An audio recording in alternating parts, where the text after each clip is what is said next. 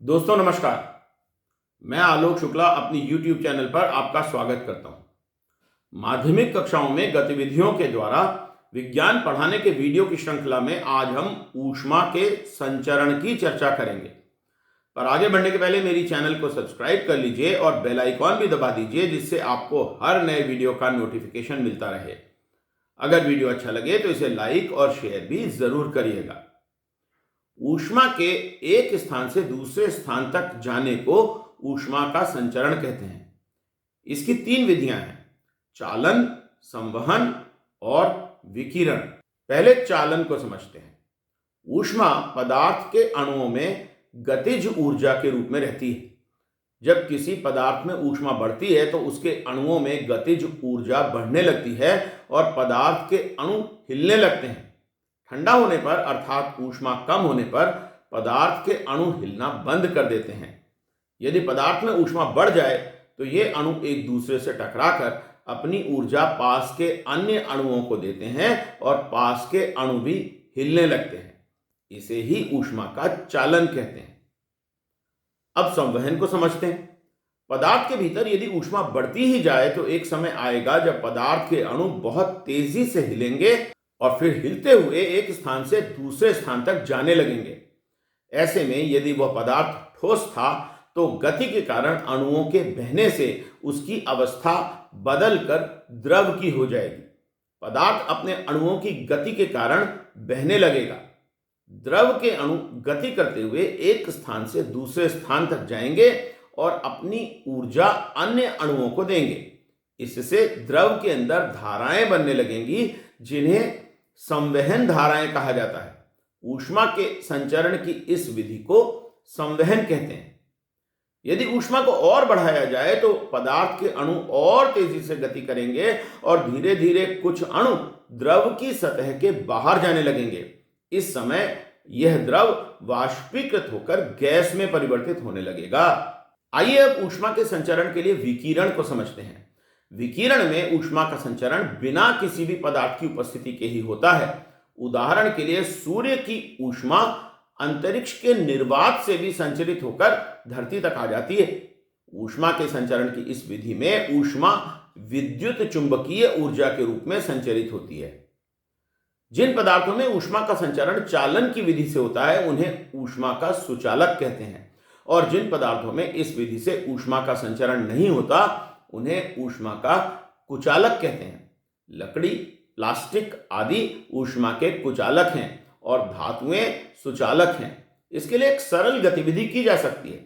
एक बर्तन में गर्म पानी लेकर उसमें स्टील का चम्मच, प्लास्टिक का स्केल, लकड़ी की पेंसिल आदि डाल दीजिए।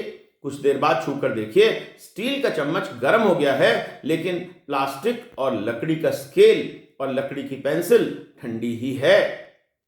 सुचालक पदार्थ में ऊष्मा का चालन देखने के लिए एक सरल गतिविधि करिए।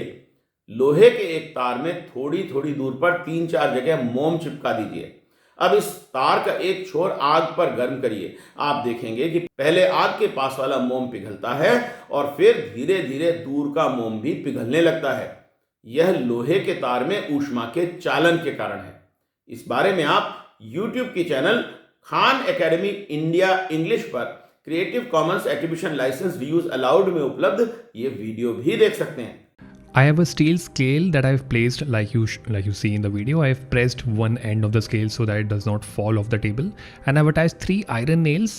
I've stuck them with wax just like you see in the video.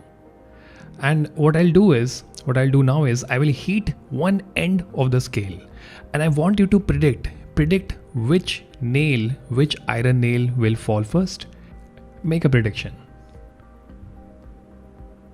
All right, let's see. And the scale is heating up.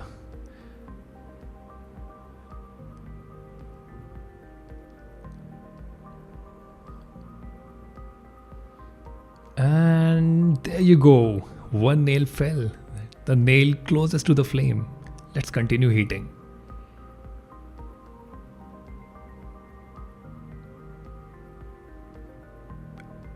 Alright, and now the nail in the middle fell. Why did this happen? Why did the nail closest to the spot where we were heating, why did that nail fall first? Think about it. भिन्न भिन्न पदार्थों की चालकता एक बराबर नहीं होती। इसे देखने के लिए अलग अलग वस्तुओं के तार लेकर उनके एक छोर पर मोम से धातु की गेंदें चिपका दीजिए।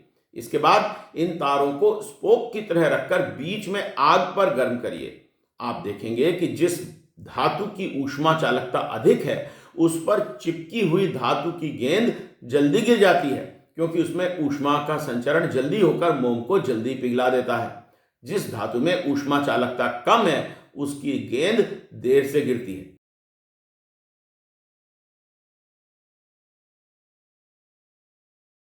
आइए अब द्रवों में संवहन दिखाने की गतिविधि करते हैं। कांच के एक बर्तन में पानी भर लीजिए। इस बर्तन में पोटेशियम परमैंगनेट के कुछ क्रिस्टल डाल दीजिए। ये क्रिस्टल तली में बैठ जाएंगे। अब बर्तन को गर्म करिए। आपको पोटेशियम परमैंगनेट से बनी हुई रंगीन संवहन धाराएं पानी में दिखाई देंगी। गैसों में संवहन दिखाने के लिए एक गतिविधि की जा सकती है। एक डिब्बे की छत में 2 छेद करिए। उन दोनों छेदों पर प्लास्टिक की 2 बोतलें उल्टी करके और बोतलों की तली को काटकर चिपका दीजिए। अब डिब्बे में एक मोमबत्ती जलाकर रखिए और डब्बा बंद कर दीजिए। अब यदि एक बोतल के ऊपर कागज को जलाकर या अगरबत्ती को जलाकर रखेंगे और उस बोतल को इस प्रकार बंद कर देंगे कि धुआं अंदर जाने लगे, तो यह धुआं आपको दूसरी बोतल में से निकलता हुआ दिखेगा। यह हवा में संवहन धाराएं बढ़ने के कारण होता है।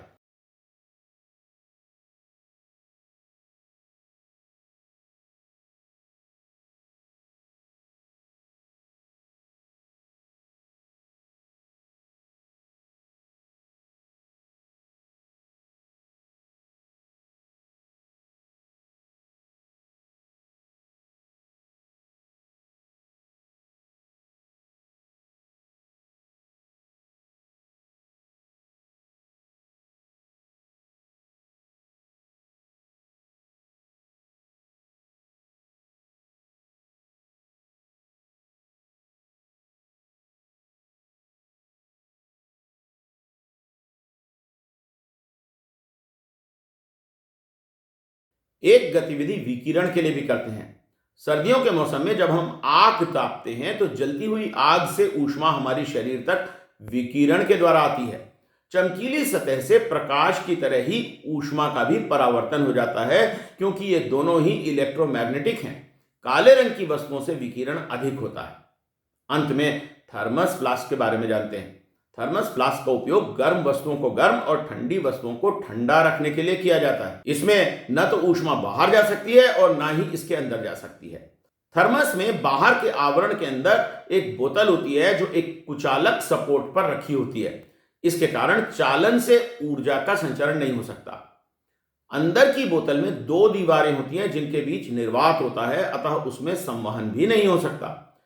क्योंकि निर्वात में भी विकिरण तो हो ही सकता है, इसलिए विकिरण को रोकने के लिए बोतल की दोनों दीवारों की अंदरूनी सतह को दर्पण की तरह चमकीला पॉलिश किया जाता है, जिससे ऊष्मा का परावर्तन हो जाता है और विकिरण से भी ऊष्मा का संचरण नहीं हो पाता। तो आज के लिए इतना ही। जल्दी ही मिलेंगे माध्यमिक कक्षाओं में गतिविधियों के माध्यम से विज्ञान पढ़ाने के अगले वीडियो के साथ। तब तक के लिए नमस्कार।